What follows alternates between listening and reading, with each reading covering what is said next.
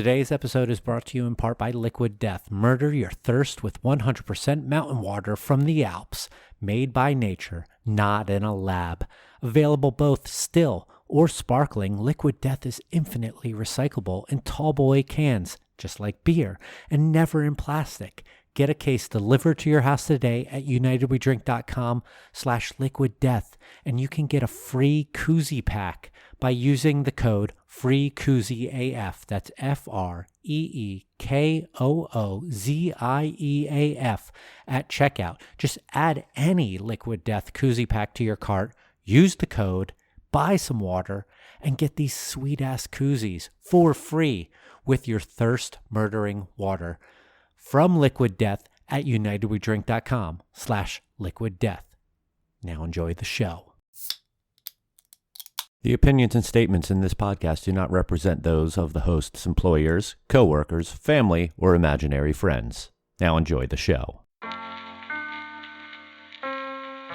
Happy hour? More like amateur hour. Welcome to United We Drink.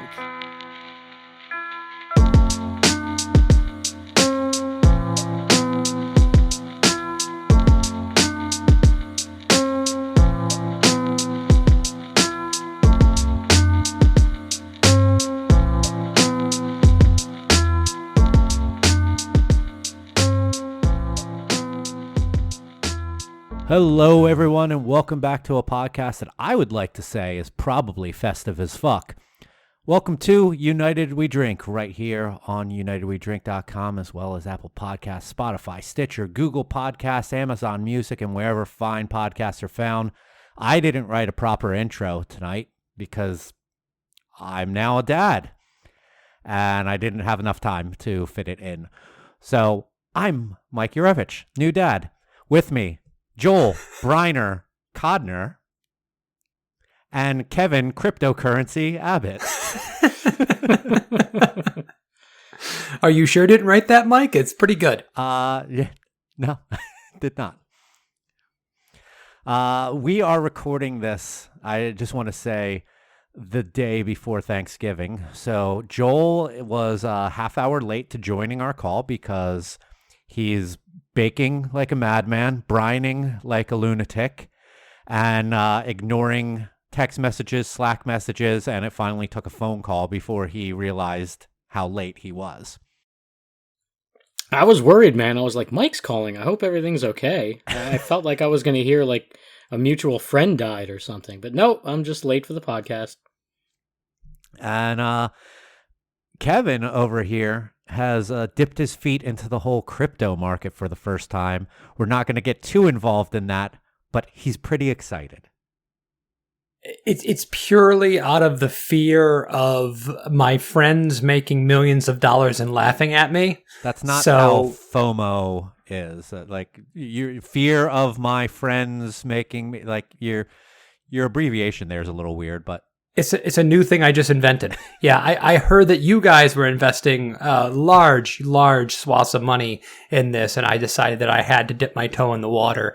And it's confusing and terrifying, and I don't like it, but I've done it nonetheless, which is pretty much everything I've ever done in my life you could put in those categories. I think between the three of us, we've probably invested about the GDP of a small country like Liechtenstein or San Marino. I was just going to say Liechtenstein, but man, get out of my head, Mike. Get out of my head. Is Bosnia still a thing?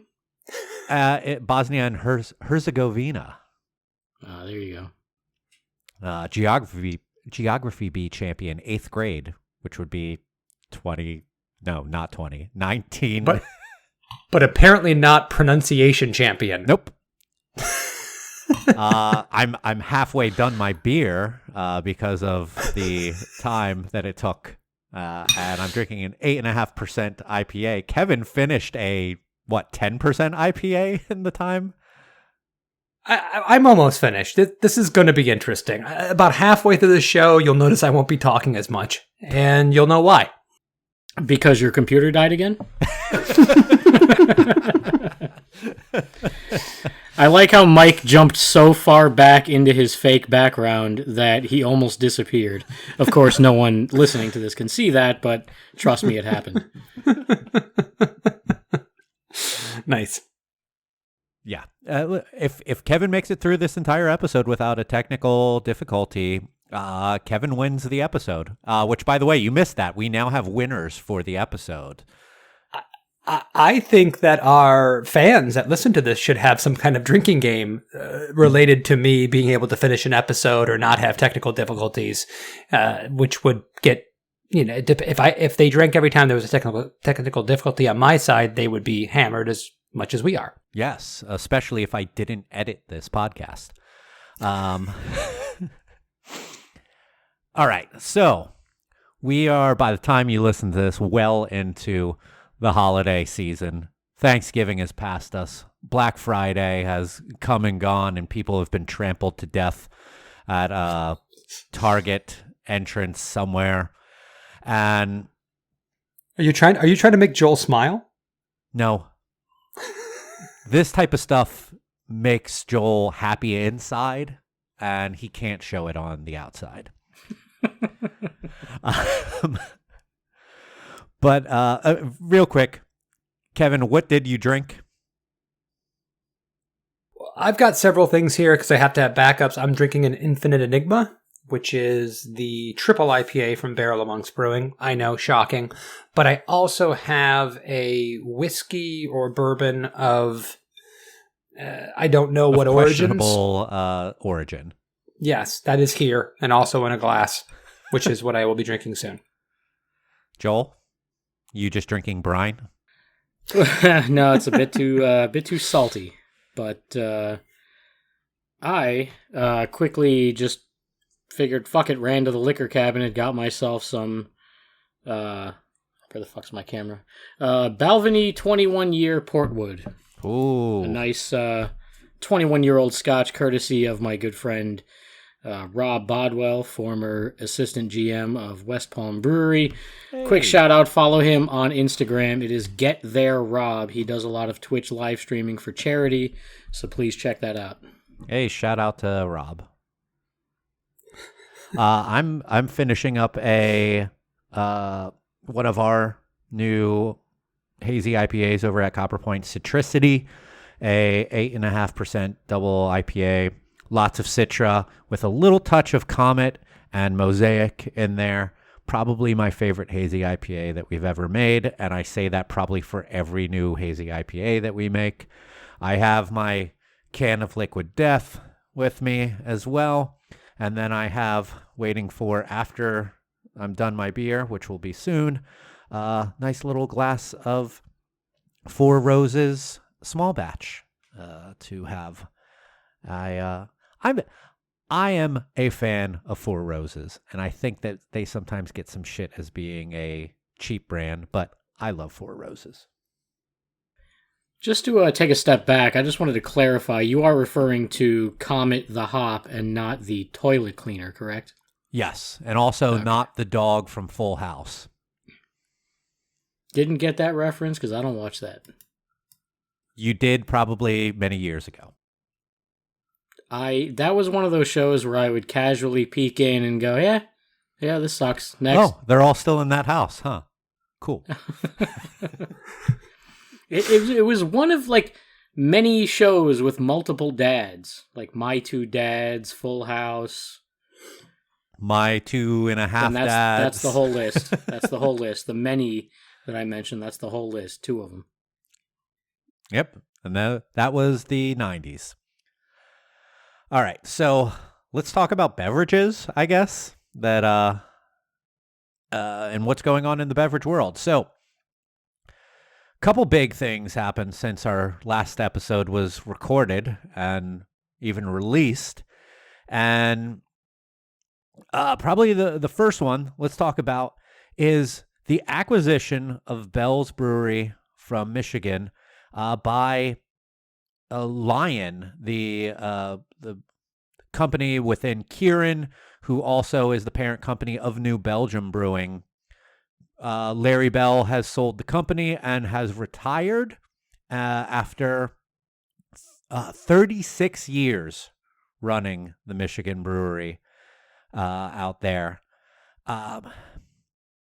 This caused a lot of stir in beer Twitter, but to me, I think the biggest thing that makes me excited about this is New Belgium has been fucking tearing it up with their marketing and their beer over the last couple of years, since and even before the acquisition. But now that they get to team up with Bell's and have such an amazing portfolio with them as well, I think that this is a great thing for the Bell's brand. Kevin, you're a Michigander at heart and by birth. So what did you think of this?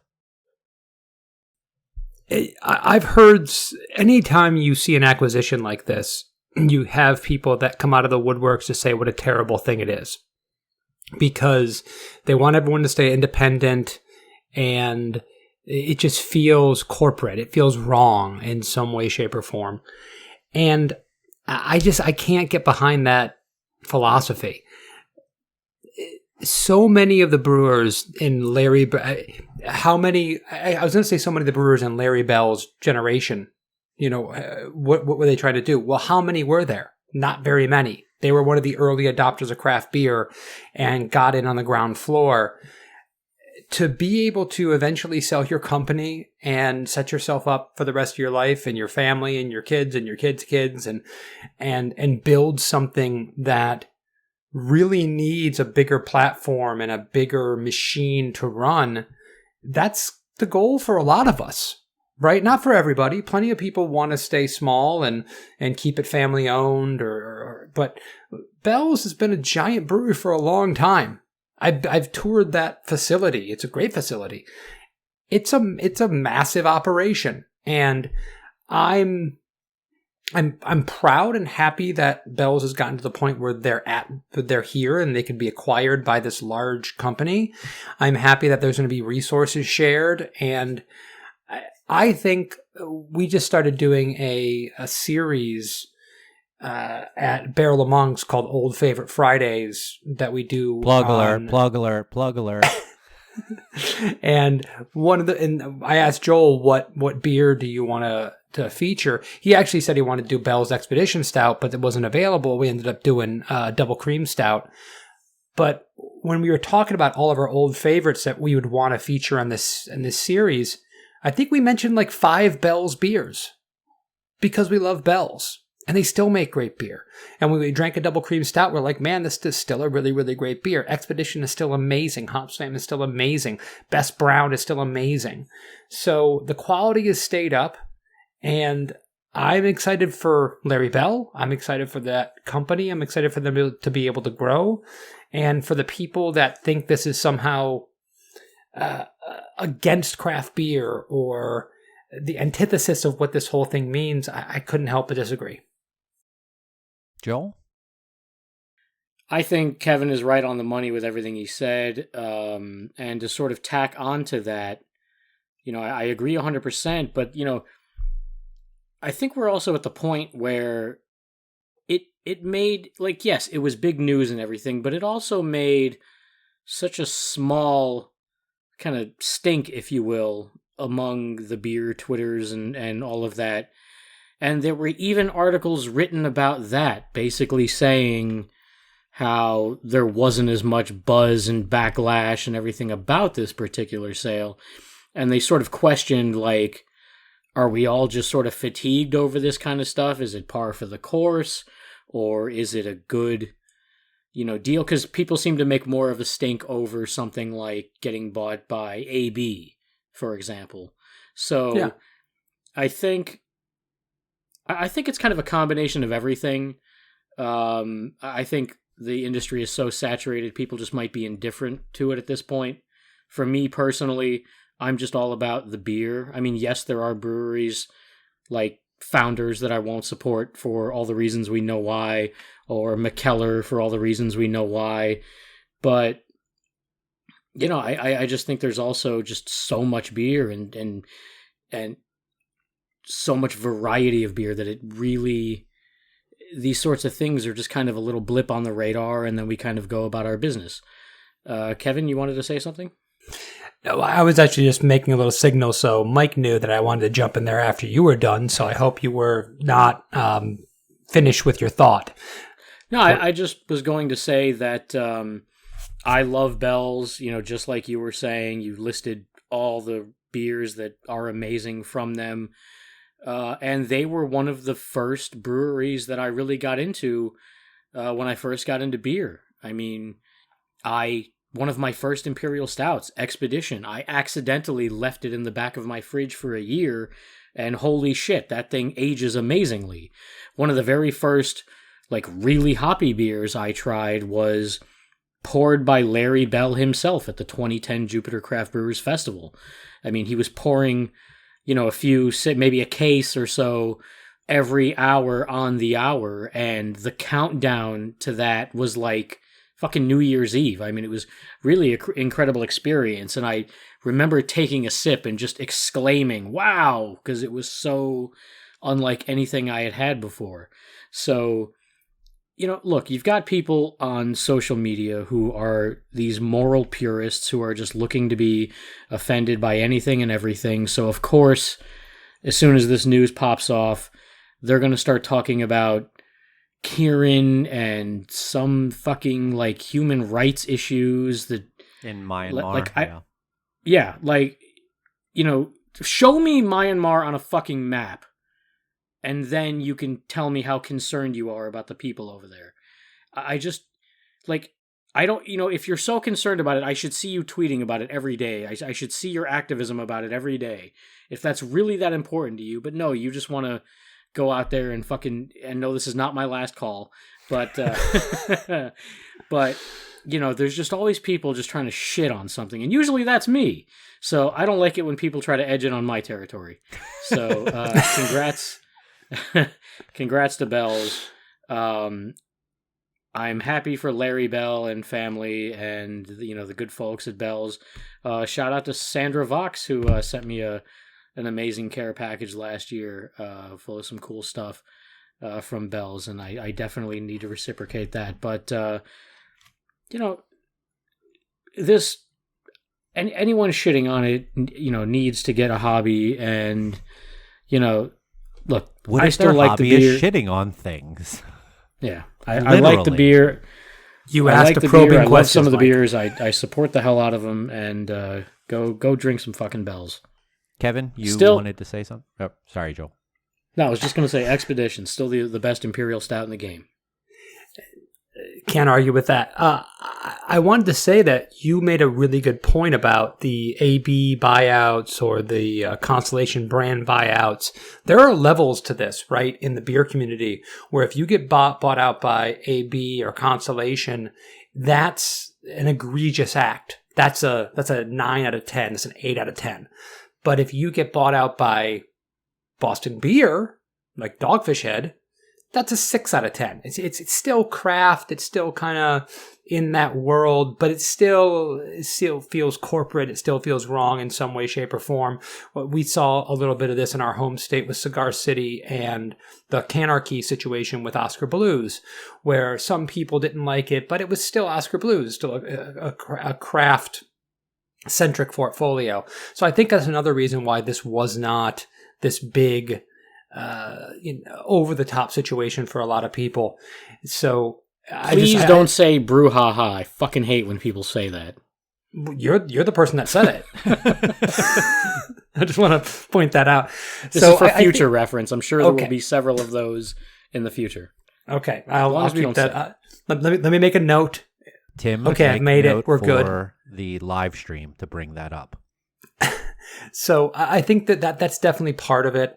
And you made a mention the Jupiter Craft Beer Fest and Larry Bell coming down here. I have to tell this, and it's the same.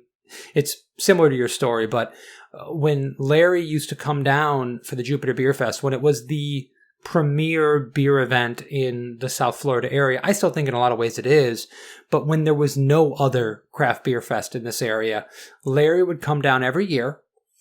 When it was before it was in the stadium, and now we're talking inside baseball. And I know we're talking about stadiums now. There's multi-layers here. I'm sorry. But for those who are local to us, it was in a amphitheater area, a small area in Jupiter, Florida.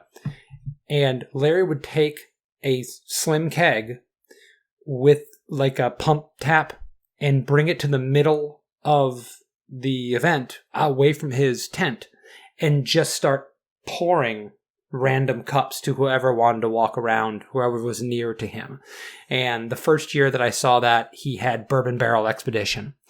And the next year I saw that, he came and did that I was in attendance. He did Bourbon Barrel Cherry Stout. And Cherry Stout's one of my favorite beers.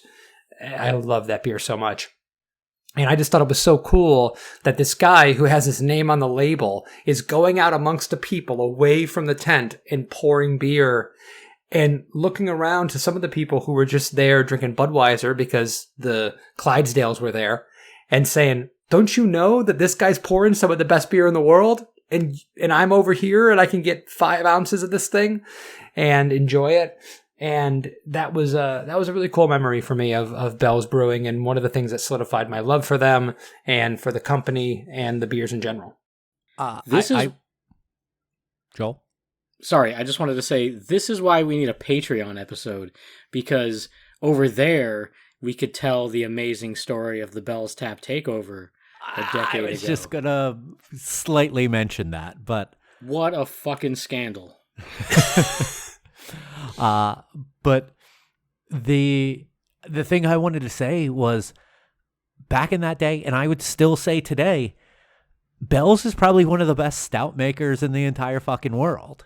Like, yep. You can look at their portfolio, and it's like Expedition, which we've talked about so much. I was quick side note. We have a brand new head brewer, and I was talking to him today. I was like, give me some beers that you like. And he's like, my favorite stout of all time is Expedition. And I was like, we're going to get along just great. He knows his shit. Double cream, as Kevin mentioned earlier, and cherry stout, Kalamazoo stout, and Black Note, the one that caused the infamy of the story that Joel wanted to just so alluded to. Like, those are 5 world-class fucking stouts of varying different styles of stouts, and they're all so good. Like, I remember at that time, like the only people who I could think could come close was like Southern Tier, because they had that whole Blackwater series of stouts with like the chocolate and mocha and Java and oat and creme brulee.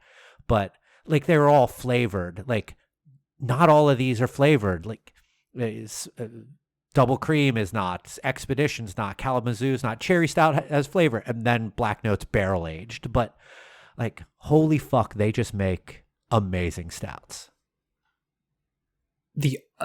There are a lot of breweries in our home footprint. There are a lot of breweries all over the country that get all the pub and all the publicity and all the people lining up to drink their beers and to buy them, that would kill to have a beer as good as its Expedition Stout. Yes, indeed. Shameless plug here. I say we tell the Bell's Tap Takeover story on our live stream for charity next month. Yeah, probably by the time this episode comes out, you have heard on our social media about our 2nd annual live stream with our friends at the Bitter Units podcast, where we will be raising money for Feeding America once again. Last year, we raised over $1,200 for Feeding America, and we're going to be doing that on Friday, December 10th. Correct, Joel?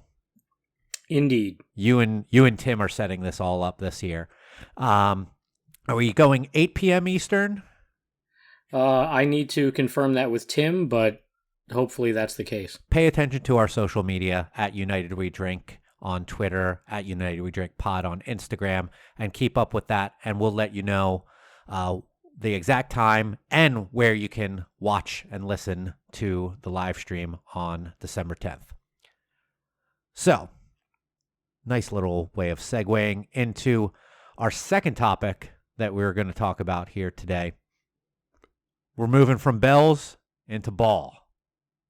And word came out last week when we recorded this that Ball, company who maybe a lot of you know for their name on mason jars, Joel's favorite vessel for drinking beverages out of. That is a way throwback joke there. But they make a lot of beer cans. And they have decided that they are going to change their minimum orders for non-contracted customers. Their minimum order used to be 1 truckload, which is 24 pallets, I believe, of cans, and putting that over to 5 truckloads. This is, I think, that 1 truckload, 204,000 cans. New minimum, 1,020,000 cans. It's a fuck ton of cans, and that is per SKU. So if you got multiple SKUs that you want to have printed cans for, 5 truckloads. That's the minimum for Ball. Their pricing has also increased across the board on all of this, causing a lot of stir amongst people who use Ball for their services. Even one brewery, I think it's Denver Beer Company's co-founder, Patrick Crawford, being quoted as saying, "It would be cheaper to buy 5 truckloads of cans and send 4 of them back to the recycling plant." And that is just where we're at with this. There's 2 other big major can companies in the North America, Crown and Ardagh. It's probably, they each have 1 truckload minimums right now. It's probably only a matter of time till maybe some of them follow suit on their printed cans as well. Holy shit, this is affecting a lot of people. Joel, what do you think about this whole thing? So there's a few different angles here. Number one, unlike the Bell's news, this is one of those situations where beer Twitter collectively loses its shit. And I enjoy those moments so much. I grab the popcorn and I sit back and I watch the fires, going. So, first of all, my initial reaction was I just kind of, LOL'd, because I'm a bit of a, I don't know, what's the word? Asshole. Bad for person? Sure. It's like Carlin said, I enjoy watching the show. So, whenever there's excitement like this, it's always fun and interesting. Obviously, it's, imagine being a small brewery who's just, maybe your canning line is, on the way, and now you're collectively shitting yourself. And I saw reactions from people like in New Belgium who were like, well, fuck, this changes things. So it definitely affects some of the larger guys too. And definitely not in a good way. I thought it was a strange sort of flex to go, hey, we're having a shortage of these things right now, so instead of buying 1 truckload, I need you to buy 5. And another way I looked at it was 5 truckloads per SKU. Well, that's going to do wonders for the environment that, so many people in beer are so concerned about. And, you go on these brewery tours and you hear about canning and low carbon footprint and it's better than bottles, yada, yada, yada. And all of a sudden it's like, imagine the fucking carbon footprint for 5 if you have 2 brands that you're canning, it's fucking 10 semi-truck 18-wheeler fucking loads of cans that you have to order. It's insane. Not even like, I'm not even thinking about the cost involved. It's just like, what? Imagine one day a truckload of cans shows up. Someone's got to unload all of that. Then the next day, do it all over again. Then the next, and then the next. And then, like, that's also taking up an employee's time to unload these trucks. But and where are you going to put all that shit? Yeah. But But what we're looking at, though, and I'm sorry to cut you off, I just want to jump in. This is not for us. I didn't give you permission to jump in, Kevin. But go ahead. Go ahead. We're in small breweries. This is not made for us. This is made for guys that are much bigger than us, and it might be affecting them as well and changing their buying patterns. But for the last several years, we've had a breeding ground for smaller breweries to be able to kind of come up and do some of these things and get into canning and get on the store shelves.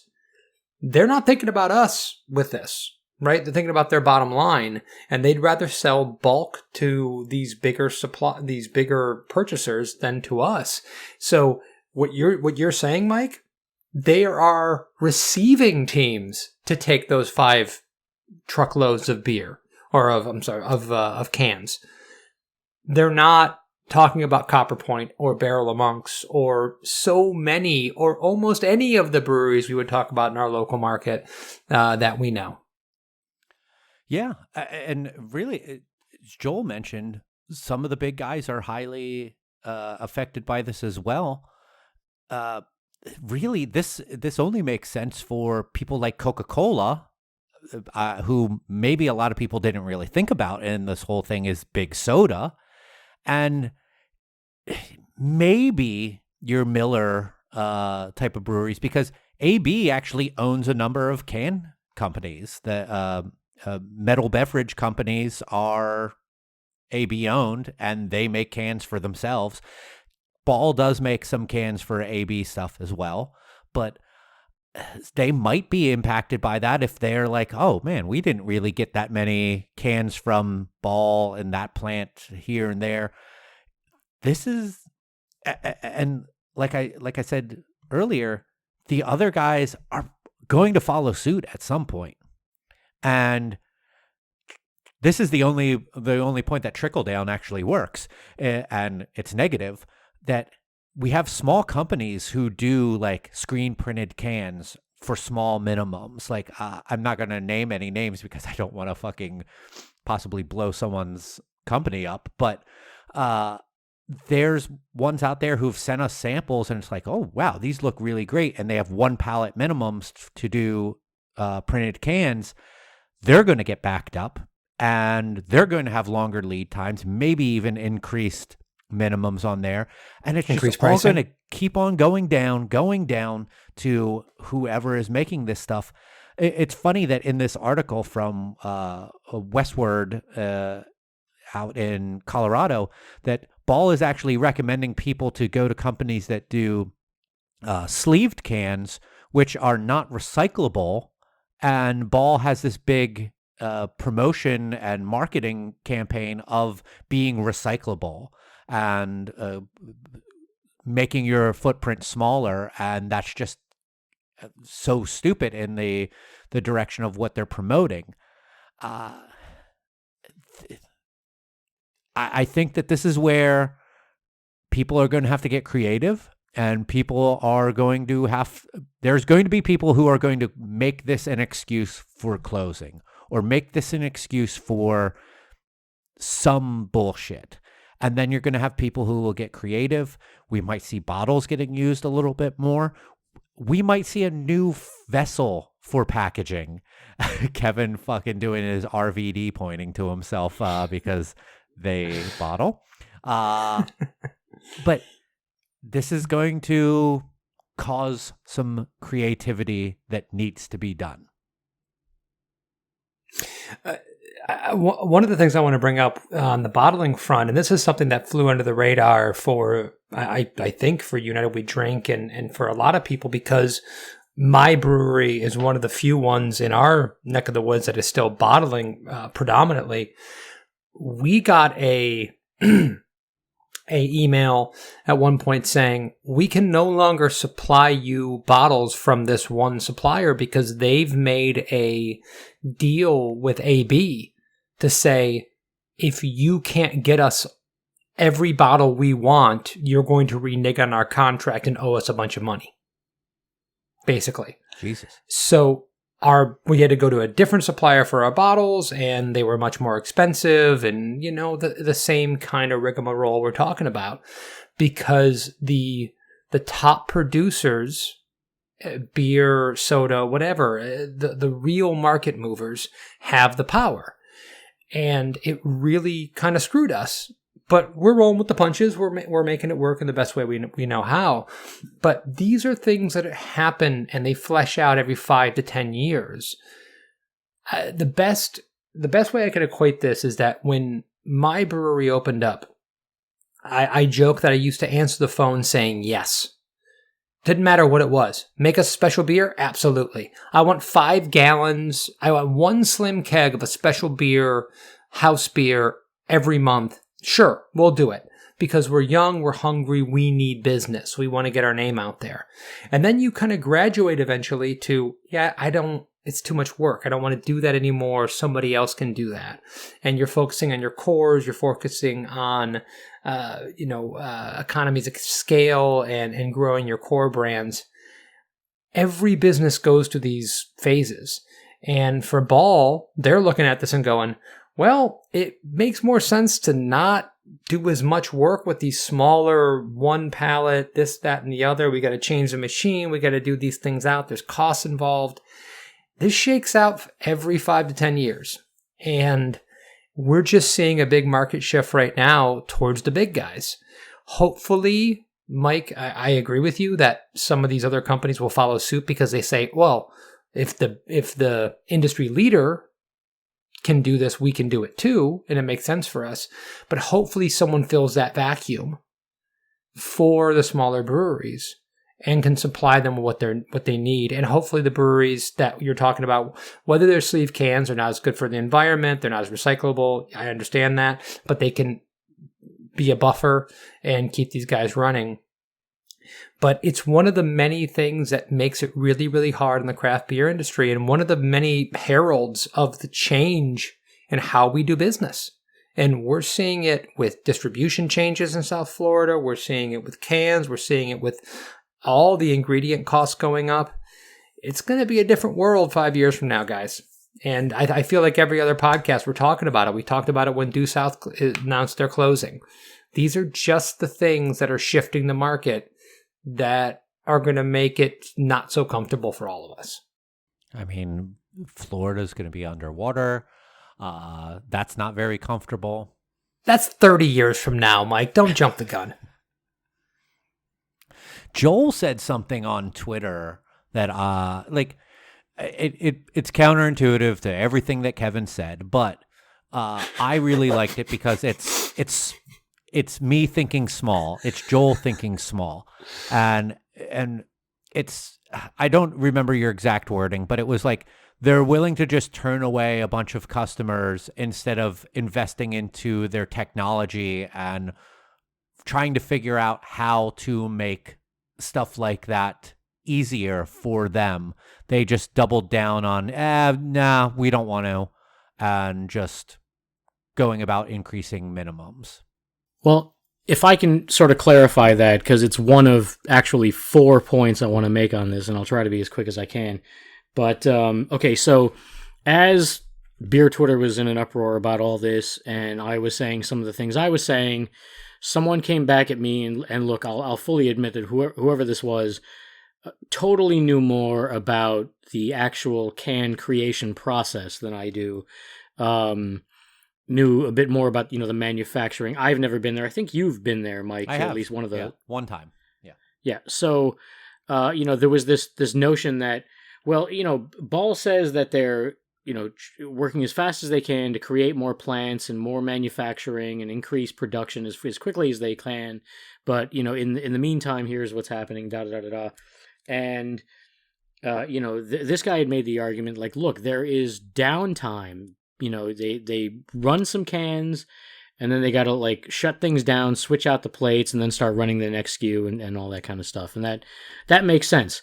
Now, my argument was well, you would think a corporation that big would try to find some way to increase efficiency, just like we do in the brew house, just the way we do in a brewery. We try to figure out ways of improving our process and getting more done in less time, so on and so forth.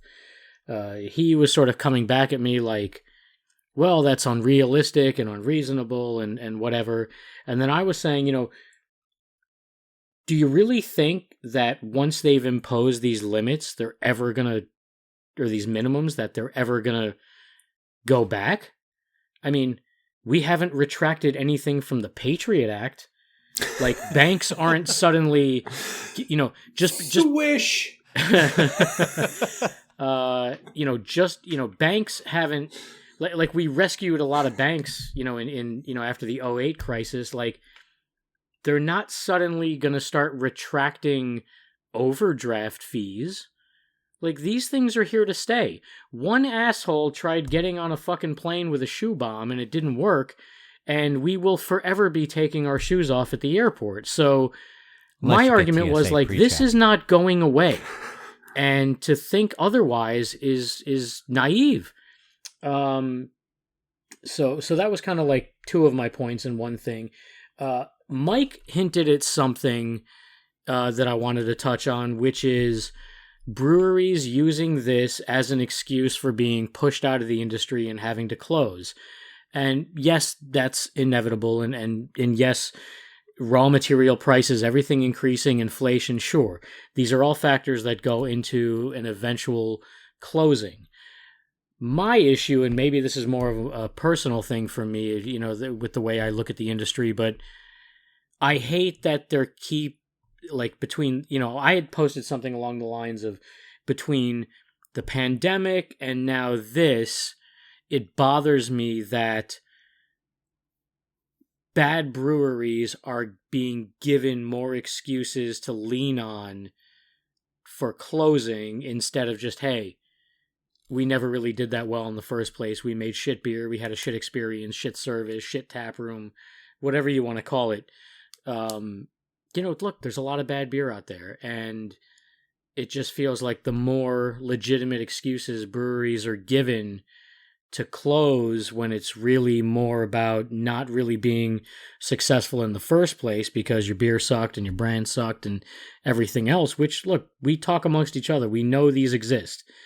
It bothers me in a way. Like, I wish that there was more of a reckoning of just bad beer. Like, we've had reckonings for racism and sexism and all these other things.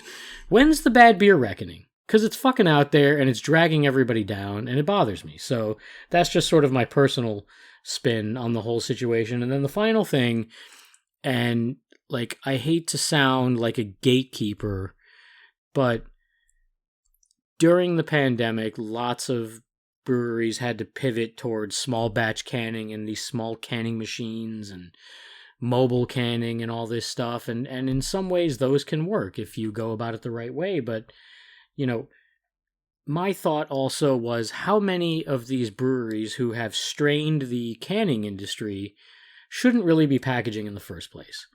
Breweries who do no fucking QC whatsoever, who have grenades just sitting on dry, dusty shelves waiting to explode. I mean, they're out there. We know they're out there. There are people I love in this industry who I consider friends and, enjoy their beer. But I've been behind the scenes. I've been in their brew houses. I know they don't even have a fucking microscope. I'm not buying their beer room temperature at some fucking retailer. I mean, I'm just not. I'll go there. I'll say, hey, hang out, drink on draft. But there's no fucking chance in hell I'm ever buying their beer at a store, let alone sending it to people that, I exchange packages with. I mean, I'd be fucking embarrassed at some of the stuff that I would send out. So, I know that people had to adjust during the pandemic and do what they had to do to survive. And I hate to be one of those douchebags that quotes mob movies, but it reminds me of the scene in Goodfellas when Paulie tells Henry Hill after he gets out of the joint, like, no more of that garbage. I know you did what you had to do. Now there's no more of that. Like I get that everybody had to start packaging and to go only and all that kind of shit, but it's like, let's put on our fucking big boy pants. Let's do some QC. Let's make sure that what we're sending out is stable. And I know that with all the goddamn puree out there these days, no one is even considering shelf stability. It's just like, oh, we'll make a beer, we'll put some fucking fruit in it. Good luck.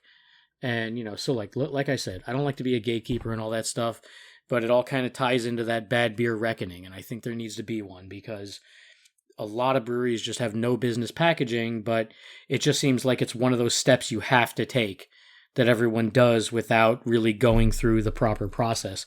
And that's the thing about fucking beer, is that anyone can do it. As long as you got a checkbook, you can open a brewery, you can start packaging, you can start distributing, and it's just like, good luck to all. There's no emphasis on quality. I mean, look, I know some fucking nano breweries not going to be pasteurizing, but at the same time, I mean, do you really need to be canning? So this actually makes me want to say something that maybe should be a completely different episode, but how much of this is all, like, we know that there are breweries that do that shit, but how much is also on other companies making a buck off of them? Like, people who make these small, silly, calling them a canning line is a fucking joke, but that are like, hey, now you too can can your beer with our little hand crank, blah, blah, blah, whoa, whoa, whoa. And I made a bunch of sounds there, I know.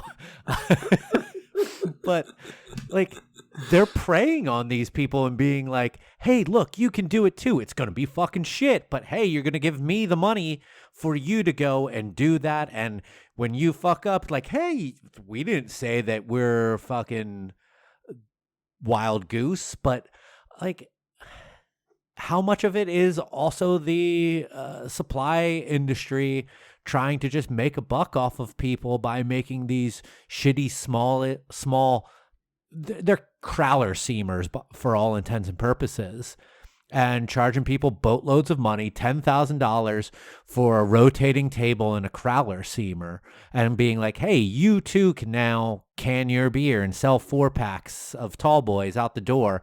And they are fucking taking aluminum cans that people really need, who have actual lines, who have QC, and making this shortage, all for trying to stay alive. I get that. I get you're trying to do everything you can to stay alive. But in the long run, does that fucking help you when you're putting fucking shit out there? And like I said, maybe this is a conversation for another time, but who is really to blame here? I fault those companies who are selling those kind of machines so much less than I do the breweries who are packaging with these bullshit desktop canners and putting it out there, because you have to look at it from the perspective of a customer who knows jack shit. Imagine walking into a Total Wine for the very first time, as we all did at some point, and going, oh my god, look at all this beer. Holy shit, what a selection.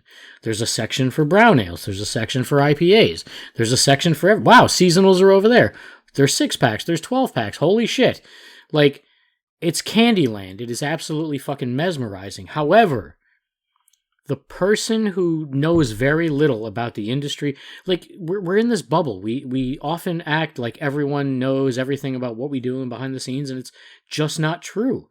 There are still tons and tons of people out there who still think that macro is the only beer. And maybe they go to, they still think, craft beer, whatever you want to call it, is microbrew or whatever. So the person browsing the shelves of these retailers doesn't know the difference between a little desktop canner and a fucking 30 head, fucking crazy machine that like Oscar Blues might have. They don't know the difference.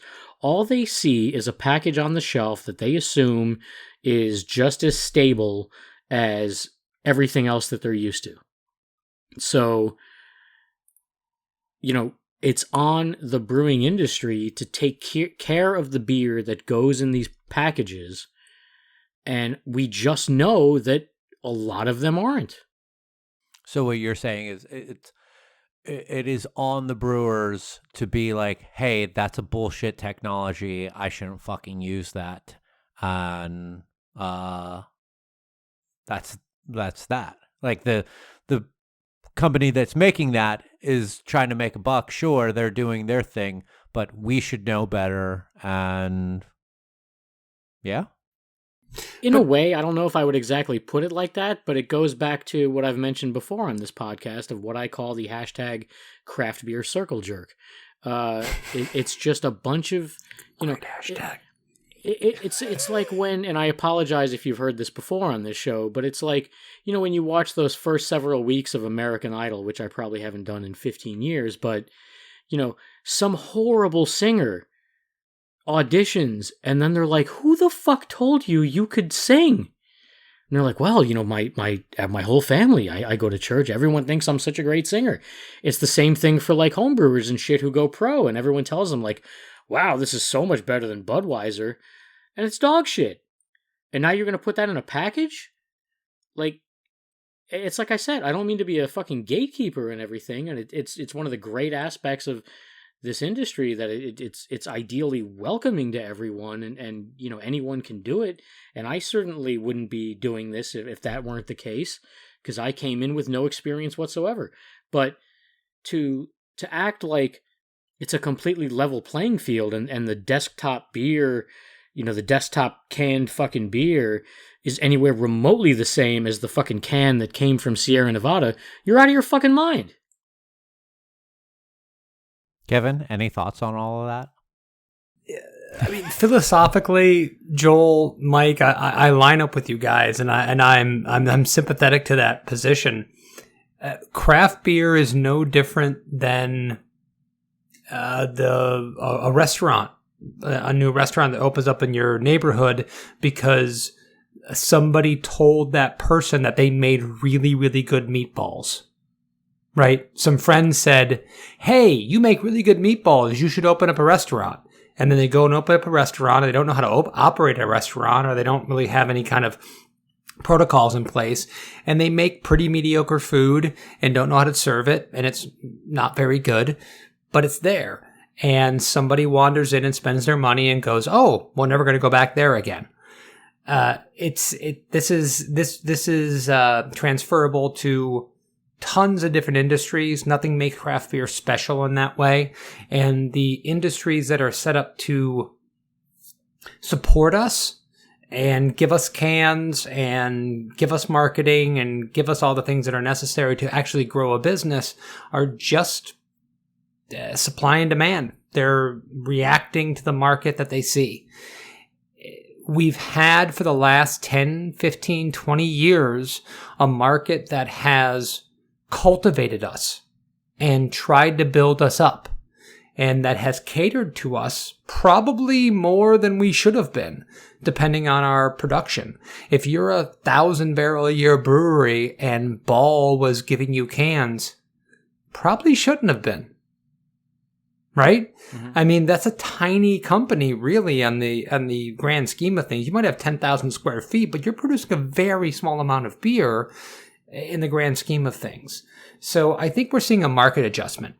I think we're seeing industries readjust their alignment of where they see their value, where they see their margins. And it's one of the many things that will show the reckoning of our industry, Joel, without the customer doing it, without the person themselves that owns that brewery doing it. I think it's kind of a natural ebb and flow of the industry, and it might not be satisfying in that way because a business doesn't get to come out and say, "Oh yeah, we made really, really shitty beer, and we admit it, and now we're going out of business." But these other things are contributing to it, and it might not be as satisfying, but it's there. Are you satisfied, Joel? Never. No, I totally get what Kevin's saying, and as always, he is the rational, thoughtful one. Can I get a T-shirt that says that? The rational, thoughtful one. I just think, I mean, he's absolutely right. The industry is never going to come out and be honest because hashtag craft beer circle jerk. But, and it's sort of like what we talked about many times on this podcast before, where, breweries and brewers and most people in the industry are not going to post things on social media about, I hurt myself today, or like here I'm bleeding, Trent or I'm Reznorwood. burned, or this beer tastes like shit and didn't come out the way we wanted. Like everyone wants to glorify and glamorize the industry rather than just be honest about it, and that's what overall kind of generally bothers me. I don't expect anyone to go like I'll give you a perfect example. There was a day weeks ago where we were dumping a bunch of barrels that just probably sat too long, went sideways for whatever fucking reason. And I posted a picture and just said something like, hey, we dumped all this shit today. I got a lot of fucking positive feedback about that. Like a lot. I don't usually get that on Twitter because, it's a give Joel. and take. I don't give a lot of positive and I don't get a lot of positive. But,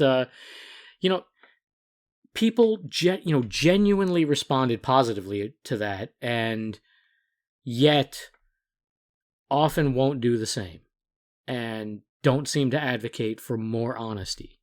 Usually you're going to see stuff like, this is the best fucking beer we've ever made, and today was an awesome day, and here's our bro handshake pose in front of the fucking brew house for the collab we did today, and all the, fancy pants shit, but you're not going to see, hey, we fucked up, this and that. I mean, it's just, I totally understand Kevin's point and agree for the most part, but the ratio is way off. Like the fucking force is way out of balance on this one. Yeah. Yeah. I mean, I agree with you on that. We all naturally as human beings, forget the beer industry. We want a reckoning. We want justice, right? We want things to flesh out in the end. We want the hero to win and the villain to fail. And we all have our heroes and villains in our mind, business-wise, locally, in this industry, and politics, and everything else in the world.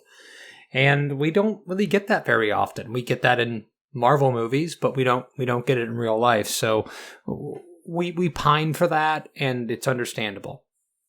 But if we look at what our industry is going to look like 5-10 years from now, and I hate to keep going back to it, some of these Then things that are don't. well, thanks, Mike. Good night, everybody. Some of these things that are beyond our control are going to push our industry towards a breaking point. I mean, the distribution aspect in South Florida alone, where all three of us work, is changing the dynamics of everything we're doing. And it's going to change what breweries succeed and what breweries fail. What's going on with the cans and ball is going to change that. There's so many things working on this that, at least in our local community, is going to make the next several years very interesting. And I'm sure right now in Colorado and upstate New York and in Michigan and in Oregon and California, things that we don't even know about are going on that are going to do that as well. Keep naming states. Well, I take a lot of cues from late 90s hip hop. If you just mention every Just single make shout-outs. city and region, all of a sudden you become very popular. So, no, but I do think we don't really know what's happening all over the country. And I think this is not what's happening in South Florida regionally is not special. What's happening national is an ever-changing kind of thing that's affecting everybody. And we'll see how it all fleshes out and where we all come out on the other side. Yeah. All right. I think it's about time to start wrapping things up here. Let's go into last calls. This is the point in the show where we talk uninterrupted, unopposed for an unspecific amount of time about whatever we want to. And, I normally don't start things off here, but I'm going to tonight. And I'm just going to say I am now a father of twin boys.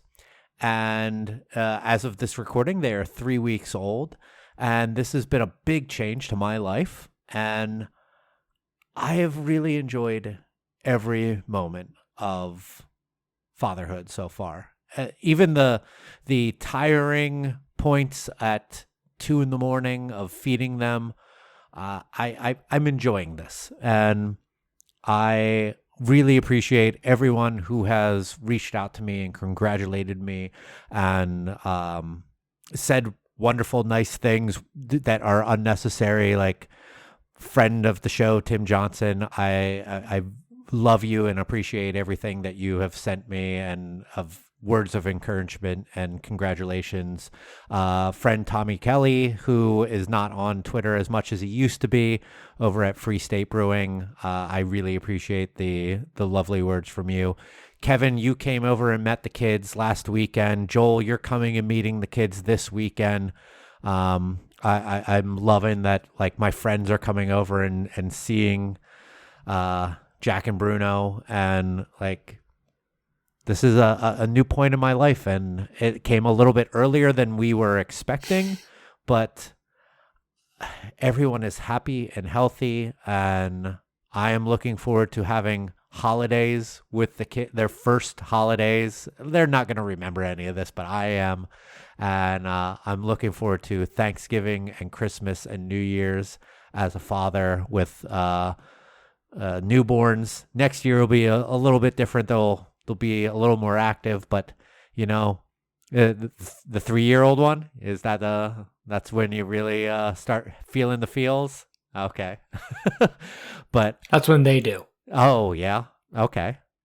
I'm looking forward to all of that. I think I said on Twitter recently, I can't wait till I have them in the back seat and I'm driving around playing music and they are like rocking out to tunes with me. I look forward to so much about fatherhood, and I don't want to be one of those stereotypical people who say like fatherhood had changed me. Like it kind of has, but like I'm still the same person, but probably just even happier than I used to be, and I'm really looking forward to this ride, and I'm looking forward to you guys being a part of the ride too, because you're very big parts of my life, and I want you to be very big parts of their lives as well. And yeah, that's it. I hope you all had a happy Thanksgiving. And Joel? Follow that, Joel. Well, Mike's going to talk about birth. I'm going to talk about death. No, on a serious note, just wanted to send some love to our friend of the show, Ed Roberts.